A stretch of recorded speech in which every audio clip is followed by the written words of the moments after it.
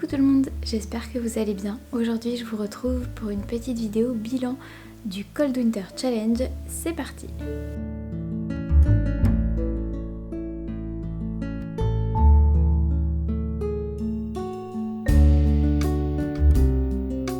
Le premier menu de ce challenge c'est voyage en Scandinavie et la première catégorie s'appelle entre Fika et Hugge.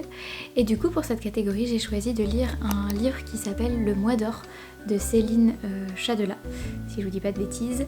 J'ai plus les livres sous la main parce que je les ai tous rendus à la médiathèque, vous allez voir, je mettrai les petites images par là pour que vous voyez ce que c'est. Et donc le mois d'or, en fait c'est le premier mois qui suit la naissance de bébé, donc c'est en plein dans le postpartum et je vous recommande la lecture de ce livre plutôt pendant votre grossesse si, si vous êtes intéressé pour lire ce livre. Pas comme moi qui l'ai lu à la naissance de mon fils parce que du coup c'était un petit peu trop tard pour mettre en place tous les bons conseils de ce livre au quotidien. Mais il y en a quand même certains que j'ai retenus et que j'ai essayé d'appliquer pendant ce premier mois, à savoir principalement beaucoup de repos, mais il y a aussi beaucoup d'autres conseils inspirés notamment de différentes cultures et de la vision qu'on peut avoir de la naissance dans certaines cultures et la vision qu'on peut avoir de la femme qui est très différente de nos sociétés actuelles où finalement on est très isolé comme jeunes parents. Et voilà, ça s'inspire de cultures où tout un village est nécessaire pour élever un enfant, comme on dit. Et du coup, où la maman est vachement plus aidée et protégée. Et ça s'inspire de ça, notamment pour mettre en place des petites aides au quotidien pour les jeunes parents, en particulier pour la jeune maman. Avec par exemple des personnes ressources, des amis de la famille qui viendraient pour faire un petit coup de ménage, pour vous apporter des petits plats, etc. Il y a d'autres petits conseils que vous pouvez mettre en place pendant votre grossesse, comme par exemple préparer des petits plats que vous congelez avant la naissance pour pouvoir bien vous nourrir et vous remettre en forme après la naissance. C'est toujours bien d'avoir des bons trucs à manger pour se requinquer un peu et ne pas avoir à les préparer parce que voilà, si vous êtes enceinte, sachez-le, quand le bébé arrive, on n'a plus le temps de rien faire ou presque. Donc c'est bien d'avoir des petits plats surgelés au congèle. Et donc ça fait partie des nombreux conseils que donne Céline Chadelat dans le livre Le Mois d'Or. Il y en a plein d'autres et je l'ai trouvé vraiment très utile comme lecture. J'aurais juste aimé le lire un petit peu plus tôt pour que ce soit encore plus efficace et avoir la possibilité d'appliquer tous ces conseils. La deuxième catégorie de ce menu c'était Yule et j'ai décidé pour celle-là de lire le tome 12 du manga Insomniaque de Makoto Ujiro. C'est un manga que j'aime énormément. C'est l'histoire de deux adolescents qui sont tous les deux insomniaques comme le titre l'indique. Et ils se retrouvent à se passionner pour les étoiles, l'astronomie, la photographie et c'est une petite histoire toute mignonne. J'aime beaucoup le trait, le dessin de l'auteur, je trouve que c'est absolument génial. C'est un genre de manga tranche de vie un peu, donc si vous aimez ce genre-là, je vous le recommande à fond. La troisième catégorie c'est Yurupuki et pour cette catégorie j'ai lu le manga Cicatrice, le tome 1. Et comme son nom l'indique, c'était un manga assez douloureux. C'est vraiment... Ce qui m'a marqué, c'est vraiment la violence qui se perpétue à la fois de génération en génération, mais aussi le côté harcèlement d'un enfant qui est persécuté par ses parents, qui va reproduire cette violence à l'école. Donc Cicatrice, c'est l'histoire d'un garçon qui a le visage défiguré et du coup il se fait harceler. Donc c'est un sujet qui est difficile, pas mal de trigger warning. Et il y a plus ou moins 3 personnages principaux qui subissent tous ou qui perpétuent des violences, qu'elles soient physiques ou morales, psychologiques, etc. Du coup c'est assez dur. J'ai trouvé le trait très original, le dessin assez, je sais pas, incisif, je sais pas trop comment expliquer, c'est difficile de décrire un dessin. Mais j'ai bien aimé, ça change un petit peu des mangas que je lis d'habitude, mais attention, âme sensible, s'abstenir. Pour la 4e catégorie, allons au sauna. Je n'ai malheureusement pas eu le temps de lire le livre Chasseur-cueilleur parent que j'avais prévu pour cette catégorie, mais j'espère bien avoir le temps de le lire à un autre moment, on verra bien. Même chose pour la 5e catégorie, décidément je n'y arrive pas. Cette catégorie s'appelait Jusqu'au cercle polaire et j'avais prévu de finir La Passe Miroir, la série, mais aussi ce 4e tome que j'avais déjà entamé auparavant et je n'arrive pas à continuer. Je trouve que l'intrigue rame un petit peu, alors je sais pas si c'est moi, si c'est l'histoire, si c'est ce 4e tome qui manque un peu d'élan. J'en suis à peu près à la moitié et j'ai du mal à avancer pour l'instant. Espérons que j'arriverai à le finir très bientôt. La 6e et dernière catégorie de ce menu, c'est Aurore boréale. Et pour cette catégorie, j'ai lu le 1er tome du manga Terrarium. Et malheureusement, ça ne l'a pas fait pour moi avec ce manga. Je vous en ai parlé dans ma vidéo top et flop de l'année dernière et c'était clairement un flop. L'histoire en gros, c'est une humaine et son frère robot qui doivent sauver la Terre. J'abrège beaucoup. Et je sais pas, j'ai pas été très fan. Je trouvais que le postulat de départ était plutôt sympa, un univers post-apocalyptique en pleine extinction, 2 personnages qui sont un peu seuls au monde et seuls pour sauver l'humanité. Mais à la lecture du manga, finalement, j'ai pas trop accroché. J'ai trouvé qu'il y avait plein d'éléments qui étaient très redondants, pas forcément originaux par rapport à n'importe quel livre post-apocalyptique. Et si vous n'avez pas vu la vidéo dans laquelle je vous parlais de ce livre-là, je vous conseillais à la place de lire plutôt une duologie de romans de Becky Chambers qui s'appelle Histoire de moines et de robots. Et pour le coup, si vous voulez de la science-fiction qui renouvelle un petit peu le genre post-apocalyptique et qui interroge aussi ce lien potentiel avec les robots et les questions éthiques qui vont derrière, c'est vraiment une bien meilleure lecture que ce manga. Je sais que c'est 2 genres différents, manga, roman, mais ça reste de la science-fiction et franchement c'est bien mieux que Terrarium, à mon humble avis.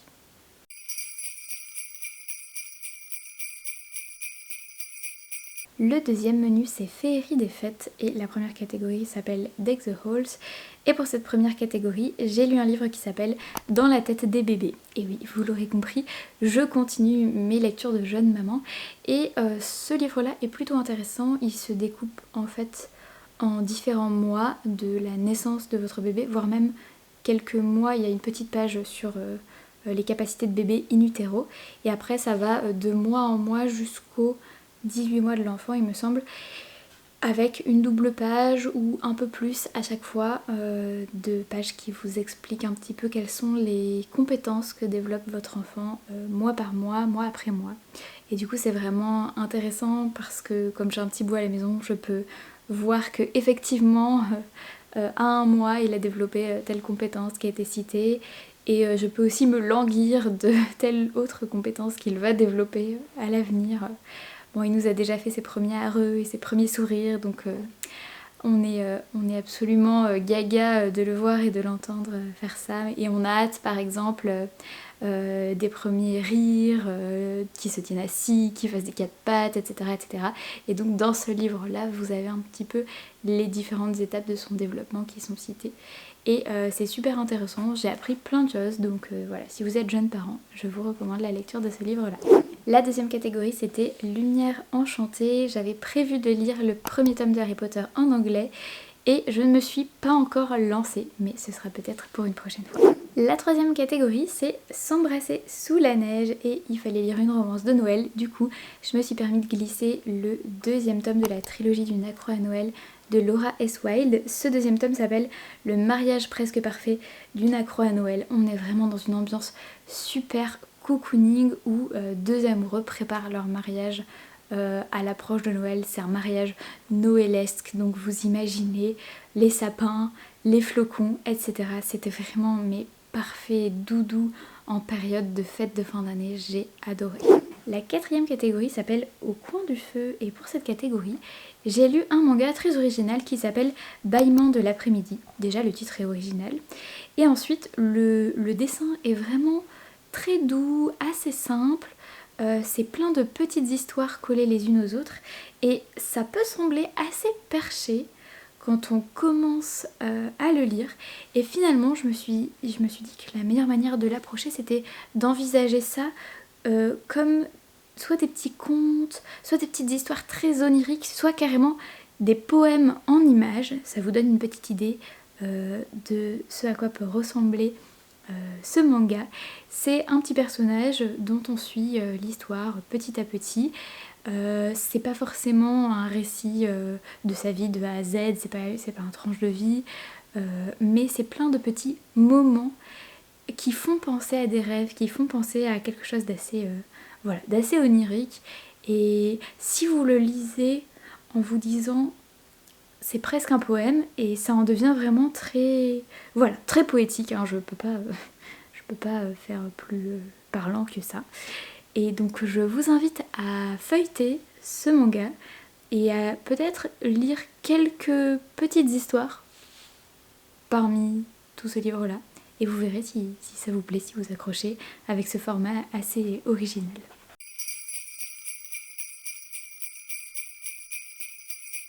Le troisième menu, c'est Froid polaire.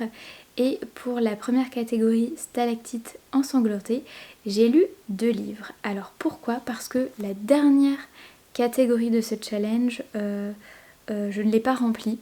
Et du coup, j'ai choisi de mettre plutôt 2 livres dans cette catégorie-là.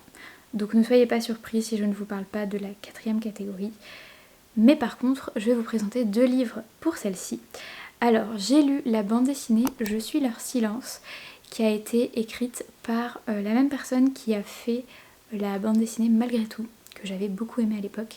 Et Je suis leur silence, alors j'ai eu un petit peu du mal à rentrer dans l'histoire. C'est pas un top, c'est pas un flop, je suis un peu mitigée dessus. Pourquoi? Parce que le format m'a pas énormément plu, dans le sens où c'est un roman graphique, mais ça s'est pas beaucoup émancipé de la BD franco-belge avec toutes ces petites cases et toutes ces petites bulles écrites toutes petites.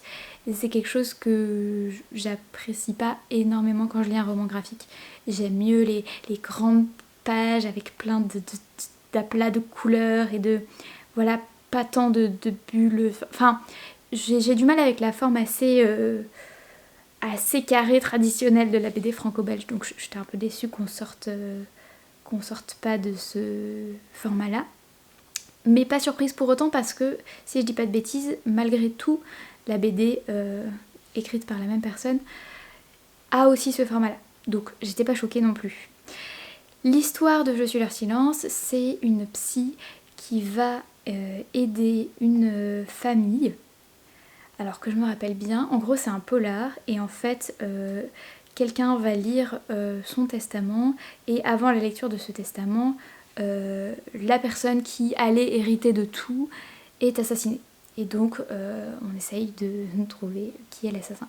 Et je me rappelle plus qui est l'assassin, je me rappelle plus du mobile, je me rappelle plus du pourquoi, du comment. Ce qui est cool, c'est de voir le personnage principal, donc cette psy, évoluer au milieu de cette famille et essayer de mener sa propre enquête un petit peu malgré l'interdiction de la police qu'elle enquête. Donc elle fait ça un petit peu sans l'autorisation de personne, et on comprend vite que cette psy, elle a quelques troubles, et c'est intéressant parce que ça parle de ses troubles mentaux aussi. Et donc je vous recommande la lecture de cette BD si vous êtes intéressé par ça. Le deuxième livre que j'ai lu pour cette catégorie, c'est le 6e tome du manga Le bateau de Thésée. Un manga que j'ai découvert grâce à Alex Bouquin en Prada, et qui est lui aussi assez sombre. Pour le coup, c'est vraiment un thriller, et c'est un personnage qui vit à un moment donné, et sa famille a été victime d'un énorme scandale, si je puis dire, puisque son père a été accusé du meurtre de plein d'enfants dans une école, et il est emprisonné. Et en fait, le jeune homme qui est le personnage principal de ce manga se retrouve projeté dans le passé et va essayer de savoir si son père est le véritable meurtrier. Et du coup, c'est assez palpitant parce qu'on a ce côté retour dans le passé, enquête, et en même temps il y a des allers-retours différents dans le présent, et du coup est-ce que Est-ce que le passé a été modifié? Est-ce que le présent a été modifié? Est-ce que le futur... Enfin, vous voyez un petit peu toutes ces questions d'aller-retour dans le temps. Et le dessin est vraiment très beau et sombre à la fois. Et il y a des personnages, enfin le meurtrier, il est vraiment flippant. Jusqu'au bout, on a du mal à savoir qui c'est.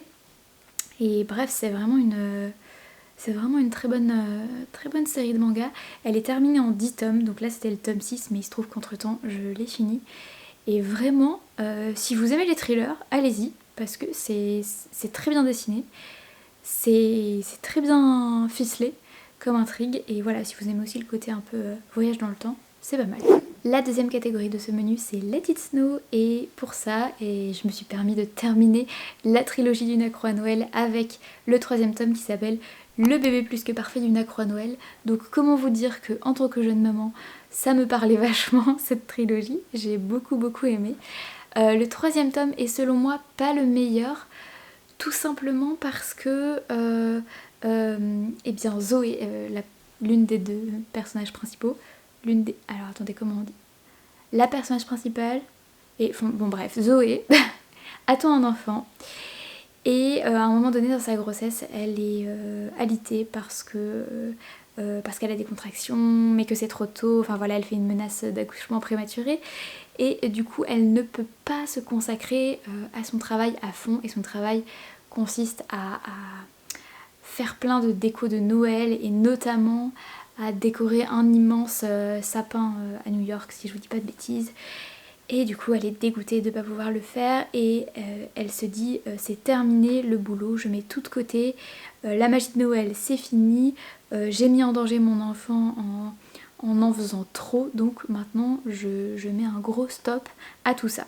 Et en fait elle va un petit peu dans l'extrême, puisqu'elle en vient carrément à déprimer et à rejeter totalement la magie de Noël, alors que c'était elle la petite bout en train de l'histoire à la base. Et du coup, ça m'a fait un peu mal au cœur qu'elle perde sa magie de Noël. Voilà, c'est juste pour ça selon moi que ce 3e tome est un petit peu moins bien que les 2 premiers. Mais je vous rassure, ça reste une comédie romantique, ça reste mignon, ça reste plein de paillettes, de chocolat chaud, de boules de Noël, etc. Donc c'est un peu tard pour vous le conseiller, mais notez-le pour Noël prochain quand même. La 3e catégorie de ce challenge, c'est Marcher dans la neige, et pour ça j'ai lu le 2e tome du roman graphique Détour par Epsilon, qui m'a tout autant plu que le premier. On est dans un univers post-apocalyptique où une jeune femme est malheureusement bannie de sa cité alors qu'elle est enceinte, et doit rejoindre Epsilon, la cité la plus proche, et on suit tout son périple entre la première et la 2e cité, et elle va rencontrer des personnages étonnants, menaçants, etc. Et dans ce 2e tome, on a vraiment un personnage assez sombre qu'elle rencontre et avec qui elle va se confronter. Un personnage qui m'a fait beaucoup de mal, qui lui a fait beaucoup de mal, mais ça m'a fait beaucoup de mal au cœur aussi, puisque je peux pas vous dire, sinon je vous spoil, mais vous verrez bien. Voilà, un personnage très dur. Et voilà, la 4e et dernière catégorie de ce menu, c'était la magie de l'hiver, et je n'ai rien lu pour cette catégorie puisque j'ai fait le petit échange dont je vous parlais précédemment. Donc c'est tout pour ce bilan du Cold Winter Challenge. Je ne reviens pas d'avoir réussi à filmer cette vidéo pendant que mon fils faisait la sieste. Il dort toujours apparemment, mais je vais quand même vous laisser pour aller vérifier que tout va bien. C'est un truc de jeune maman, ça. Vous allez vérifier que votre bébé respire. Vous voulez délibérément pouvoir le poser 5 minutes, le temps de faire, je sais pas, la vaisselle ou autre chose. Et quand vous le posez, vous avez qu'une envie, c'est de rester à côté de lui toute votre vie et de jamais le poser finalement. C'est très bizarre comme sensation, mais c'est ça, d'être jeune maman. Donc je vous laisse ici, j'espère que votre début d'année se passe bien, que vous faites de belles lectures. Si vous avez participé au Cold Winter Challenge, n'hésitez pas à me faire votre bilan avec vos meilleures ou vos pires lectures. En tout cas n'hésitez pas à m'envoyer plein de conseils en commentaire. Je vous dis à très bientôt et passez un bel hiver. Ciao!